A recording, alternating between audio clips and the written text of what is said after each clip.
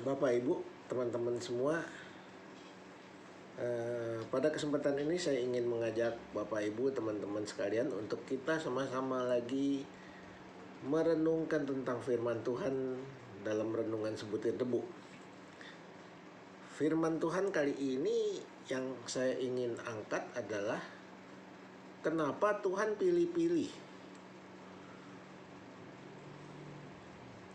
Bukankah Tuhan mengasihi semua manusia?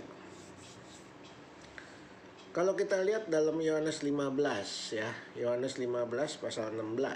Yohanes 15 pasal 16. Itu dikatakan, bukan kamu yang memilih aku, tapi akulah yang memilih kamu, dan aku telah menetapkan kamu supaya kamu pergi dan menghasilkan buah, dan buahmu itu tetap, supaya apa yang kamu minta kepada Bapa dalam namaku diberikannya kepadamu.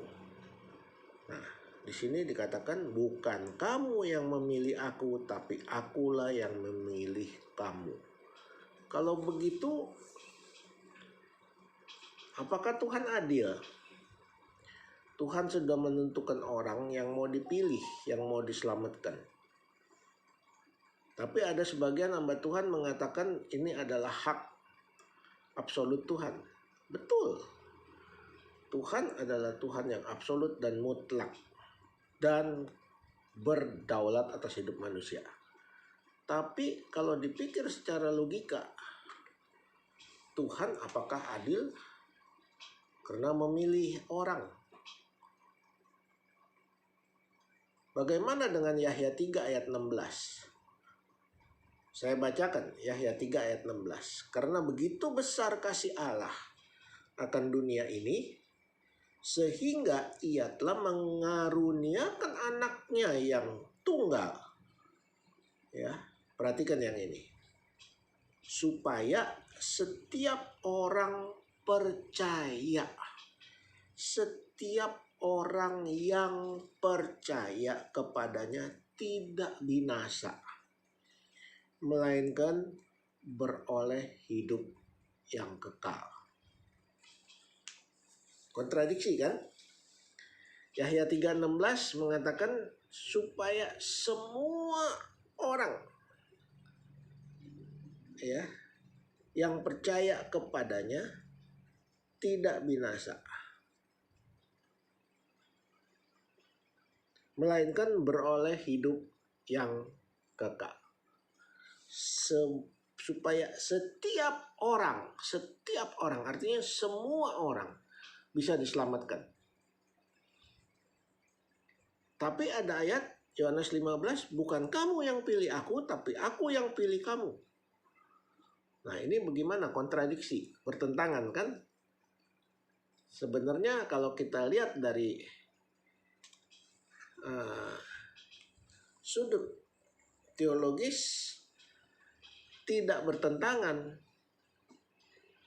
Bagaimana halnya dengan Yudas? Kenapa Tuhan menciptakan Yudas?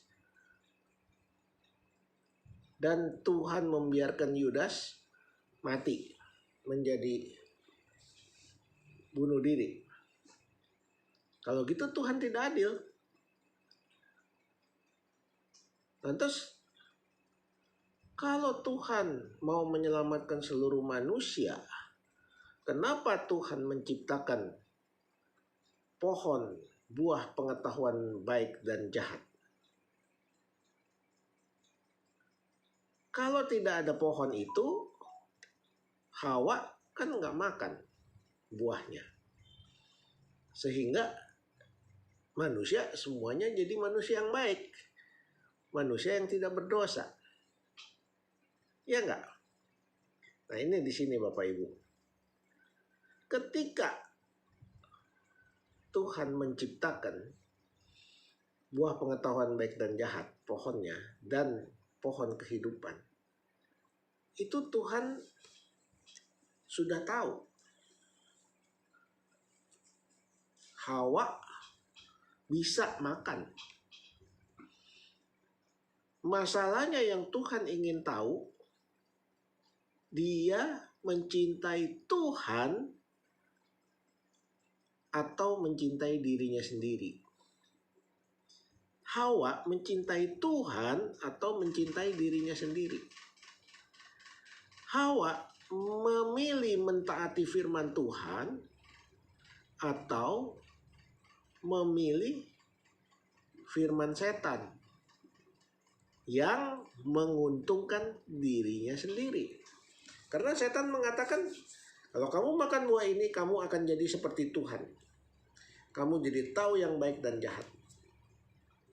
Nah, disitulah Hawa berpikir, ini ada pengetahuan yang baik dan jahat yang harus saya miliki.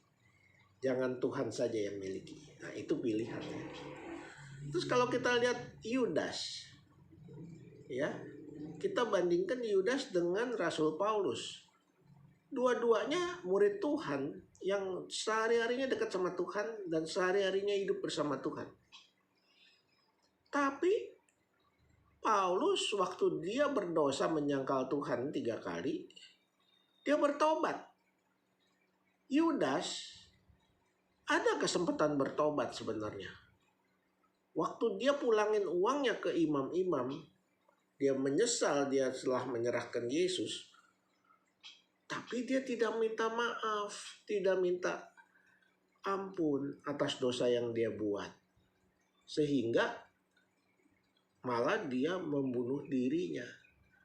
Membunuh diri artinya dia menentang Tuhan.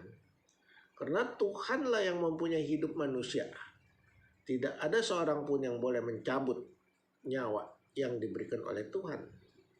Berarti dia tidak mengakui Tuhan dalam hidupnya. Ya.